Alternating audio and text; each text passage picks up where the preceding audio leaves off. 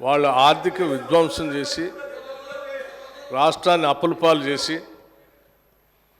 అసలు ఈ రాష్ట్రంలో పనిచేస్తున్నటువంటి ఉద్యోగస్తులకి జీతాలు కూడా ఇవ్వలేనటువంటి కటకటలాడే పరిస్థితులు ఈ రాష్ట్రాన్ని నెట్టేస్తే ఇప్పుడే కొద్దిగా ఘాట్లో పెట్టి నెల నెల మొదటి తారీఖున వాళ్ళ జీతాలు ఇస్తూ ఇటు వ్యవసాయాన్ని సంక్షేమాన్ని పరిశ్రమల్ని హైదరాబాద్ నగరాన్ని మహిళల్ని యువతని అందరినీ దృష్టిలో పెట్టుకొని ఒక ఆలోచనాభరితమైనటువంటి బడ్జెట్ను ప్రవేశపెడితే రాష్ట్ర వ్యాప్తంగా ప్రజలందరూ హర్షిస్తూ ఉన్నారు.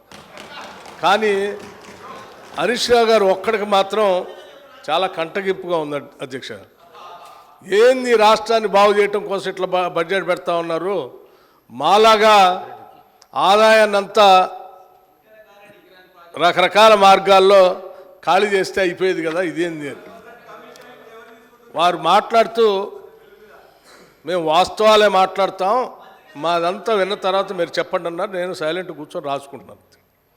ఏం చెప్పారు? లేచి ఎక్సైజ్ మంత్రి గారట లేచారట, వారు 7,000 కోట్ల ఆదాయాన్ని పెంచడానికి గల్లీ గల్లీ బెల్ట్ షాప్ పెడతాం, మేము పెంచుతామని వారు చెప్పారట. ఇప్పుడే కదా అందరు విన్నారు కదా అధ్యక్ష, ఆ మాట ఏమైనా అన్నారా వారు? ఇంతకంటే అన్యాయంగా ఉన్నది లేనట్టు లేనిది ఉన్నట్టు ఈ రాష్ట్ర ప్రజలకి భ్రమలు కల్పించి 10 ఏళ్ళు రాష్ట్రాన్ని సర్వనాశనం చేశారు. ఇప్పుడు మళ్ళీ మొదలుపెట్టారు. 5 నిమిషాల్లోనే భ్రమలు కల్పించడానికి ప్రయత్నం చేస్తున్నారు. ఇది ఎక్కడ అన్యాయం అధ్యక్ష?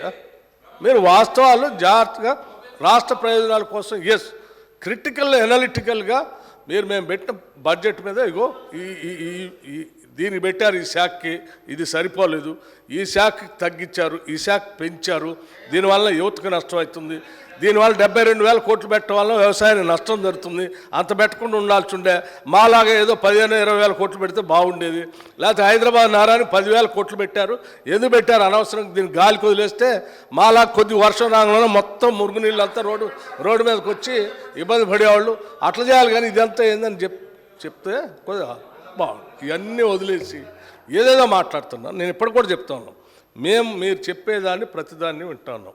అసలు మేము ఏమనుకున్నాము, ఇంత బాగా బడ్జెట్ పెట్టాము, సరే ఈ బడ్జెట్ మీద నిన్న వారు బడ్జెట్ వినడానికి వచ్చారు కదా, ఎల్ఓపి గారు వచ్చారు కదా, వాళ్ళు వచ్చి ఏమైనా మాట్లాడతారేమో, ఏమైనా ఉంటే విని సమాధానం చెప్దాం అనుకున్నాం. వారు రాలేదు. రాకపోగా వీరు మాత్రం వారు రాలేదు, బాధ్యత లేదని దీని ద్వారానే స్పష్టంగా అర్థమవుతుంది. వాళ్ళు ఏదో మాట్లాడరు కాబట్టి గుడ్డగాల్చి మీదేసి పోదామనంటే ఎట్లండి? ఇది కరెక్ట్ కాదు హరీష్ రావు గారు.